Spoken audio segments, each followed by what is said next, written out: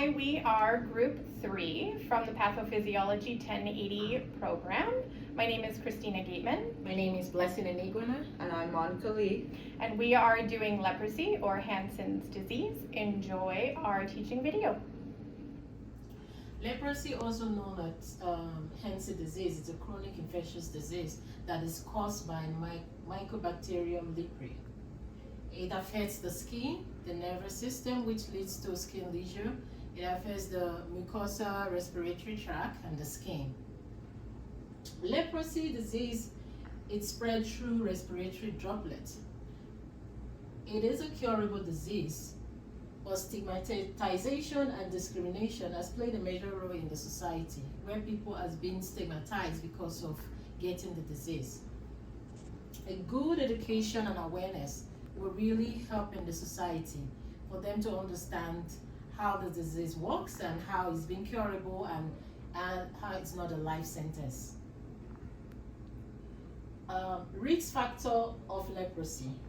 A close contact with people with leprosy in a closed, enclosed environment puts you at risk of contracting the disease. Weak immune system. Weakened immune system can also affect people, can also put you at risk of contracting the disease. People with HIV, AIDS, people that are malnourished, those people, it put them at risk of contracting the disease. 95% of the population that have the disease can also fight it by themselves if they have a good immune system. Genetic predisposition. People with a certain gene in their family are at risk of contracting the disease. Poor living condition. People that are in a poor living condition, unsanitized environment, people that are living in a poor, streetly environment, those people are at risk of getting the disease. Geographical location.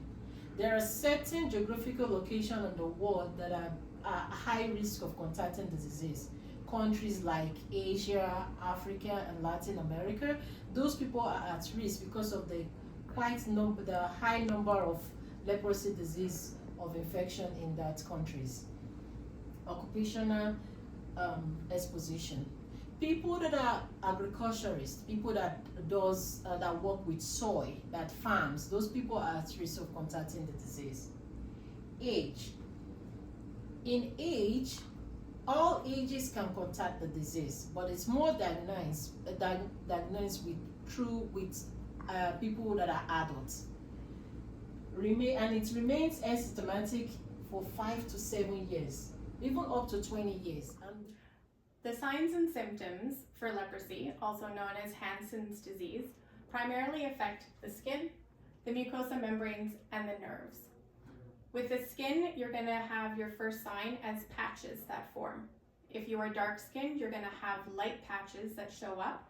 If you are light-skinned, you will have darker patches and sometimes reddened patches.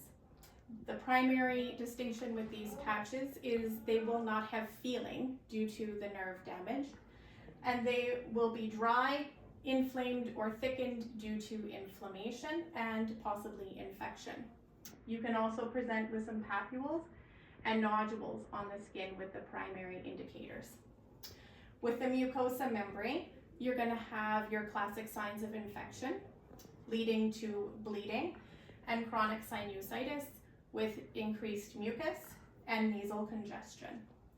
With the nerves, you're going to have a loss of sensation and enlarged nerve bundles, primarily in your knees and elbows, which is primarily going to lead to a decreased sensation and feeling, which allows for damage to the skin, fingers, and areas of the body that have no feeling. You will also be sensitive to hot and cold and can easily burn or freeze parts of your skin.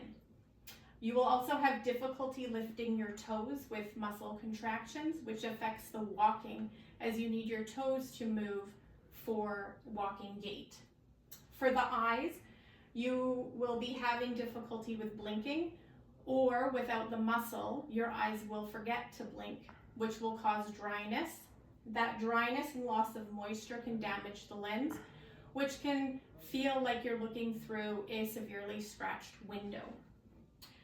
For diagnosing leprosy or Hansen's disease, We often do a skin biopsy as the first test to see if we can detect the bacteria.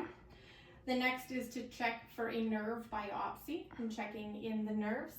We also do acid-fast staining, so we'll take a sample of the bacteria and stain it, and the bacteria will show up as a different color.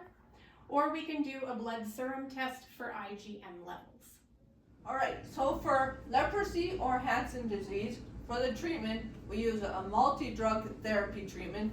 Often it's 3 drugs, but it can be 2.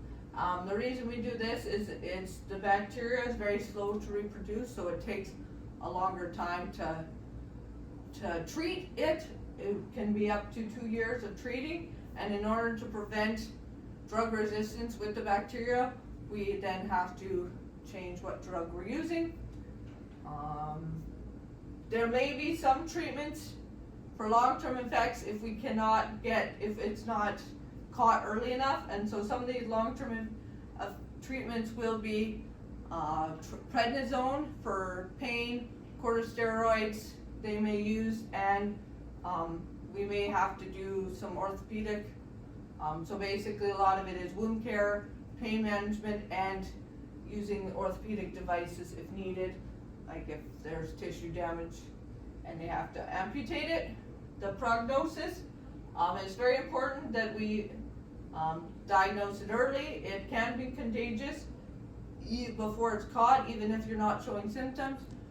So the 5 to 7 years or up to 20 before we see the first signs, but the bacteria is still reproducing during that time.